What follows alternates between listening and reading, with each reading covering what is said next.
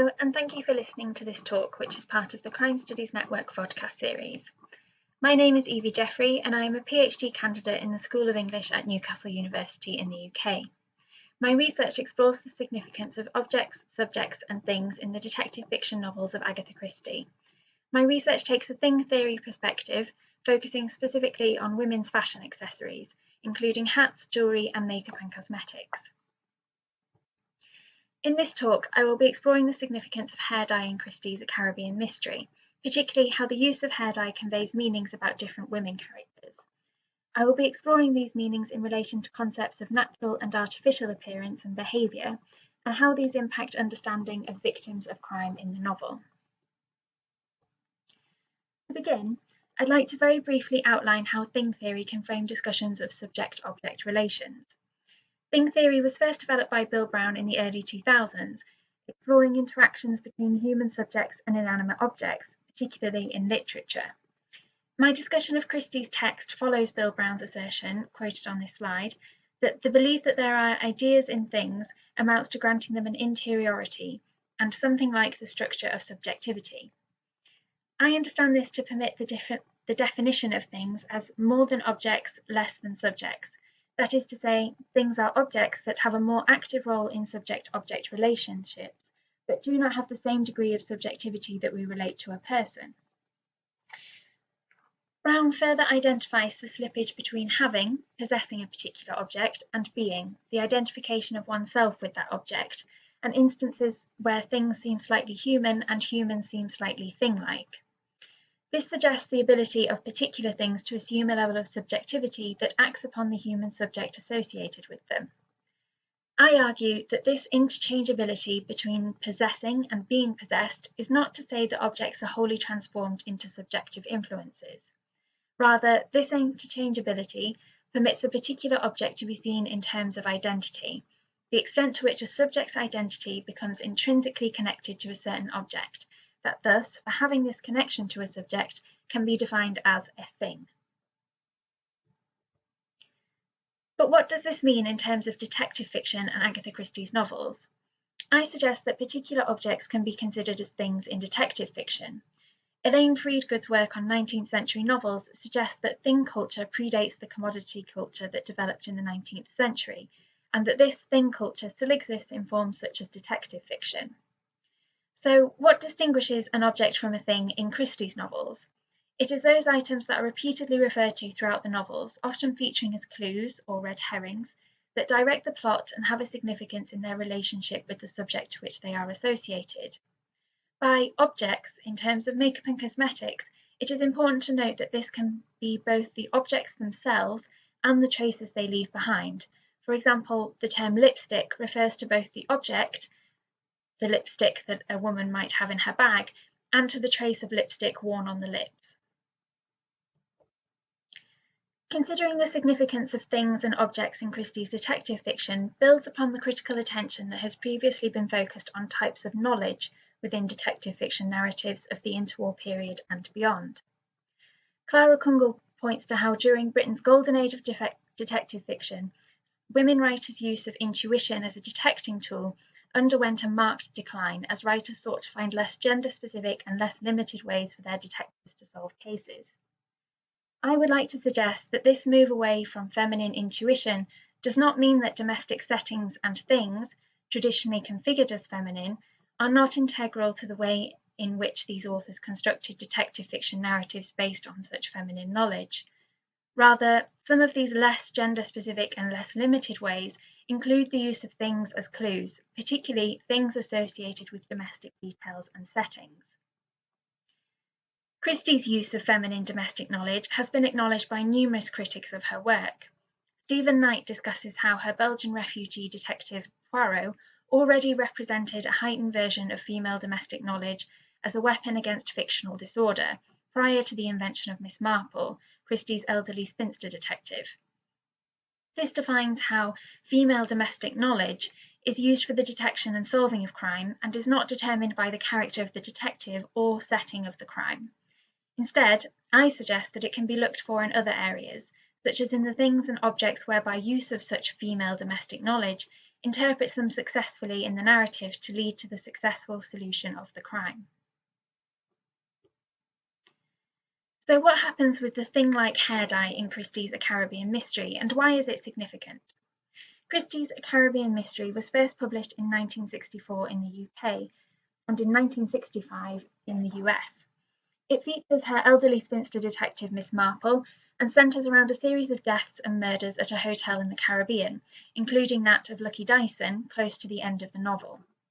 Lucky is believed to have been mistaken for Molly Kendall, the wife of the owner of the hotel.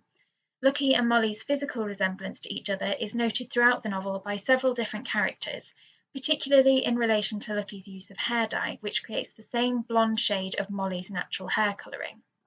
It is important to note at this stage that the bottle of hair dye does not have a physical presence in the novel.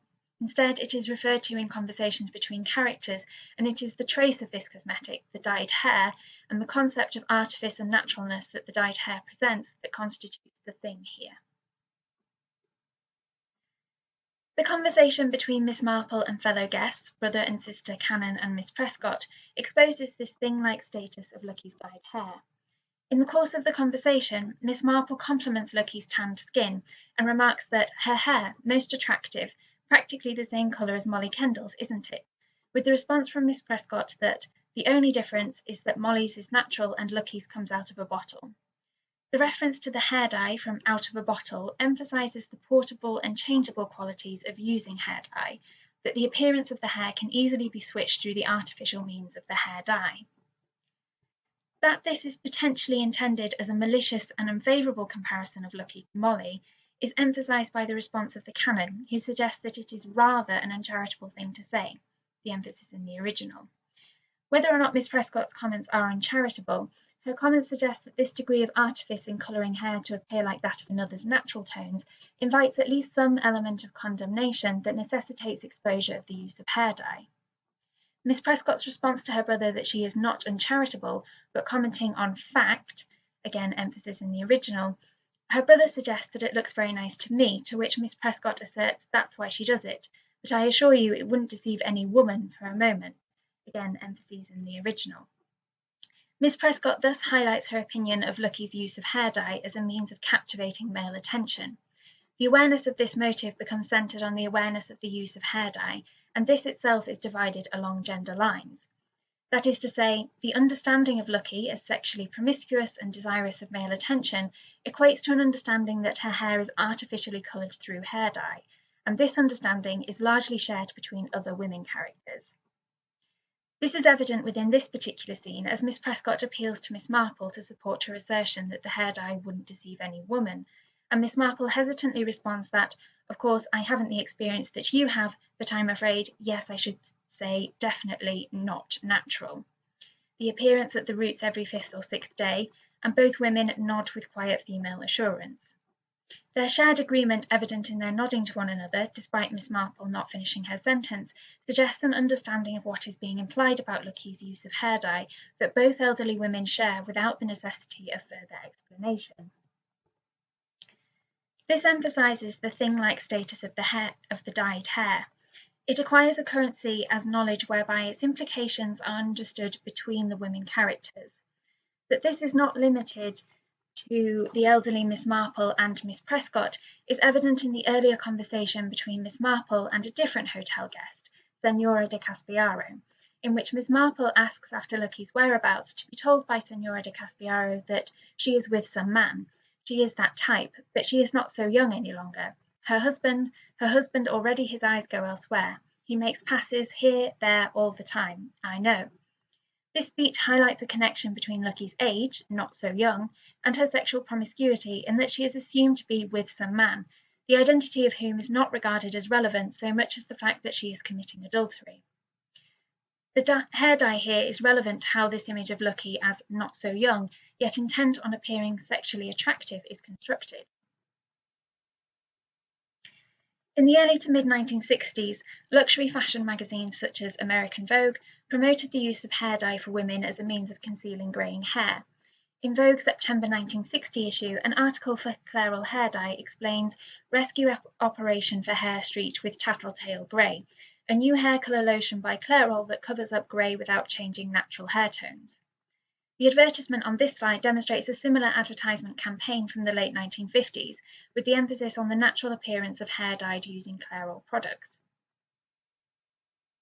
This advertisement from Revlon for hairspray has a similar emphasis on the appearance of natural-looking hair through use of cosmetic products. In January 1961, Revlon's Colour Up was advertised in American Vogue with the caveat that what it won't do if more than 1/3 of the hair is grey is to cover the grey completely, though it can still set off a good bit of allure. This implies that concealing grey hair, a tattletale sign of ageing, through use of dye was promoted, particularly for those wishing to set off their allure. While such phrases are somewhat ambiguous, I interpret this as referring to a correlation between the promotion of younger appearance, suggesting that grey hair should be dyed, for the purposes of sexual attraction. Consequently, in the novel, Lucky Dyson's use of hair dye in A Carribean Mystery corresponds to these associations of youthful appearance and sexual attraction. The tones in which this is referred to by both Miss Prescott and Senora de Caspiaro suggest that this is not wholly unproblematic in the novel. Senora de Caspiaro's comments that Lucky is not so young any longer, and the implication that her husband is potentially committing adultery with other women for this reason, further complicate this notion of sexual promiscuity for women characters in the novel. Miss Marple's response to Senora de Caspiaro's comments about Lucky's husband making passes is that Miss Marple expects she, Senora de Caspiaro, would know. This appears to absolve Lucky's husband of wrongdoing here by instead implying that the Senora is one of those women at whom he has been making passes, thus suggesting her complicity in this behaviour. So, rather than an exploration of the dynamics between a woman's appearance and her husband's infidelity, the issue instead becomes the extent to which women are engaging in this behaviour of sexual attraction and potential adultery. We see here that this idea of adultery, sexual attraction, and sexual promiscuity are very much behaviours that are commented on and exposed with a degree of condemnation when practised by women characters. And it is primarily other women that provide this condemnation and commentary, whether elderly, as in the case of Miss Marple and presumably Miss Prescott, or younger and displaying such behaviour themselves, as Senora de Caspiaro. Lucky's dyed hair thus provides an exposure of her dyeing her hair and consequently of the behaviour that is implied through use of hair dye, noting that she is attempting to appear younger and thus sexually attractive by changing her hair colour. That is to say, commenting on Lucky's use of hair dye is not only exposing her desire to change her hair colour, but also her supposed reasons for doing so and the behaviour this entails. These issues of women's behaviour have a correlation to ideas behind the natural and artificial, and how this impacts how women characters are perceived as victims in the novel. Throughout the novel, Lucky's history, her past actions and life story, are slowly revealed through various conversations and gossip between other hotel guests.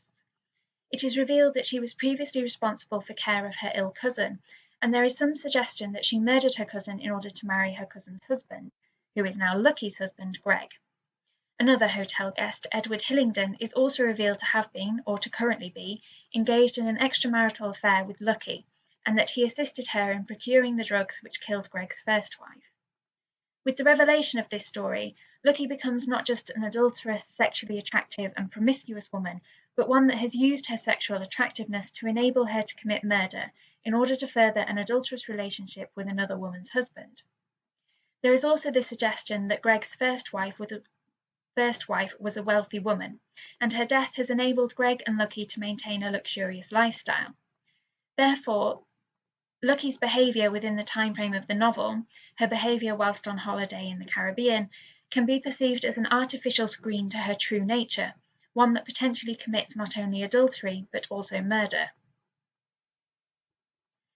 By contrast, Molly Kendall is largely presented without these criminal attributes of Lucky's.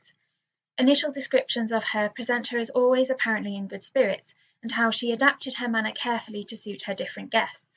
This includes laughing and flirting with elderly male guests, but is emphatically presented as part of Molly's character as a hotelier, rather than with the intention of beginning an adulterous affair.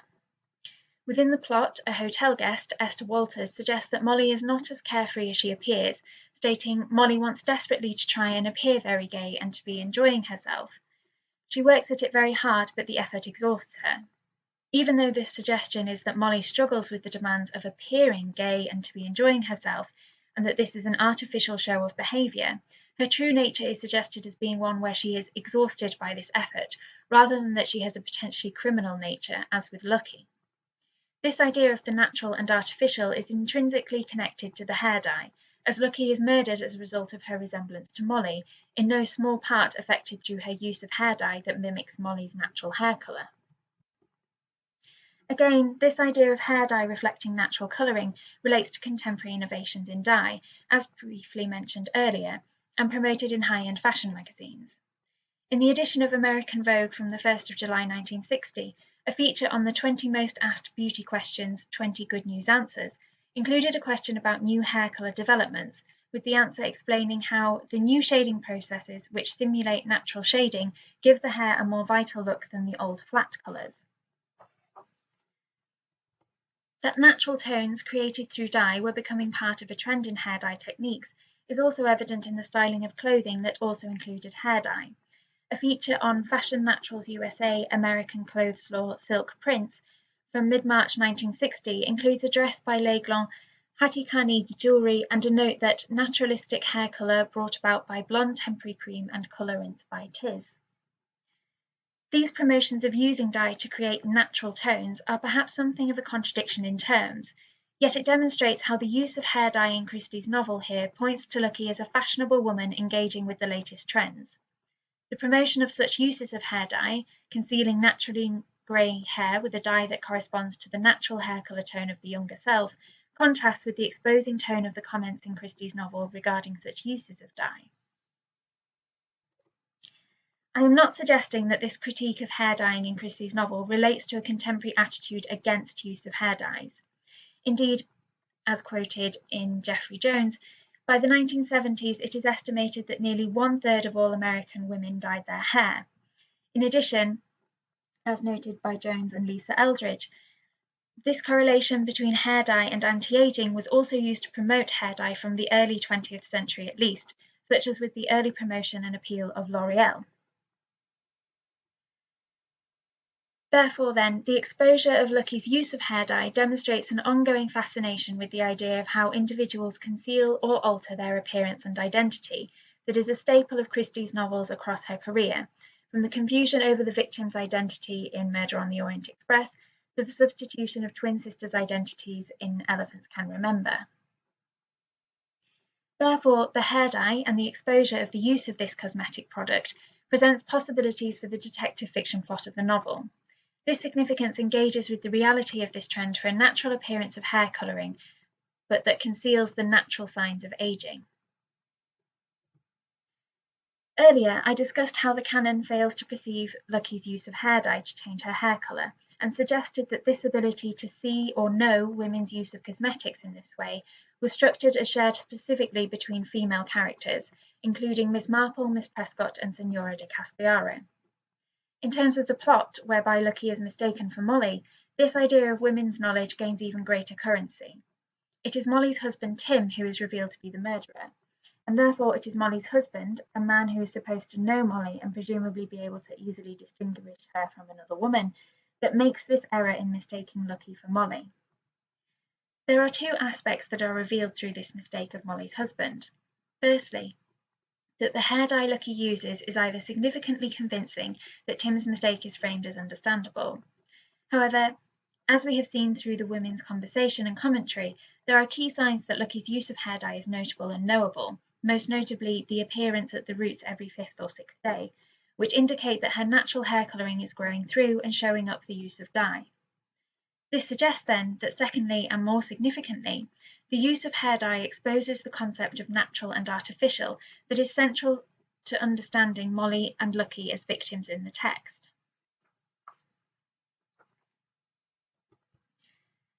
This idea of the natural and artificial is one that is applicable to how Lucky, particularly, is framed in the narrative to constitute an appropriate victim. As we have already seen, Lucky's background, the rumours of her involvement in her cousin's death and marriage to her widower, present her on a basic level as a less likeable character than Molly.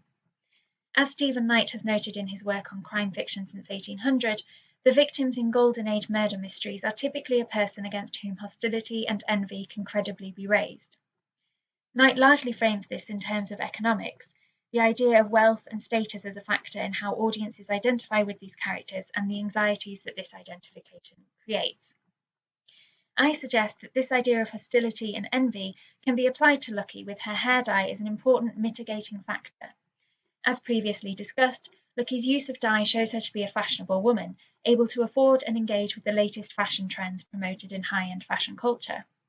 And yet, the condemnation and exposure of the roots of Lucky, in both her hair and her nature, suggests that any potential envy of this ability to afford high-end cosmetics is misplaced. No amount of carefully and regularly applied dye is able to sustain the concealment of her true hair colour, just as her sexually attractive appearance and behaviour are unable to conceal the extent of her potential for criminality in pursuit of her desires. The hair dye is part of Lucky's appearance as a sexually promiscuous and potentially adulterous woman. However, the hair dye also enables Lucky to be mistaken for Molly, thus sealing her fate as a murder victim. This permits the hair dye to be seen as a thing within the detective fiction plot of the novel. The significance of the concepts held within it, such as the natural and artificial, high-end fashionableness, and correlation between youthful appearance and sexual attraction, are all integral to how Lucky is presented as an appropriate victim in the context of detective fiction, where Molly is not. To label the hair dye as a thing in the novel is not, therefore, to suggest that it is no longer an object and instead has a subjectivity that threatens to subsume the human subject to which it is related. Rather, the hair dye has an intrinsic connection to Lucky Dyson's identity. It is a feature of her identity that is commented on and somewhat condemned by other characters, and the concepts that it presents could not be represented otherwise. That is to say, the very nature of the hair dye, the way that it is applied to the hair to cover up the natural colour and change the appearance, yet with the growing out at the roots that exposes the use of dye, and the notion of the natural and artificial that it presents could not be achieved through any other thing. So, to conclude, the hair dye is significant in Christie's A Carribean Mystery as a thing for how it contains within it a series of concepts specific to the early 1960s context of the novel. These concepts of the natural and artificial, fashionableness and sexual attraction and youthful appearance are then intrinsically connected to how the character of Lucky Dyson, the woman who uses this thing, is presented. Her identity becomes known through the lens of these concepts, her sexually attractive appearance, albeit artificially cultivated, concealing the true nature of her adulterous behaviour and criminality. It is this construction of Lucky's identity that permits her to be seen as an appropriate victim in the course of the novel's plot, in contrast to Molly, for whom she is mistaken. The hair dye connects these two women, allowing for the confusion of Lucky for Molly, but also confirms their essential differences, and consequently Lucky's status as a murder victim. Thank you for listening to this presentation, which is part of the Crime Studies Network podcast series. There will be a live Q&A session related to this presentation, which I hope you will be able to join.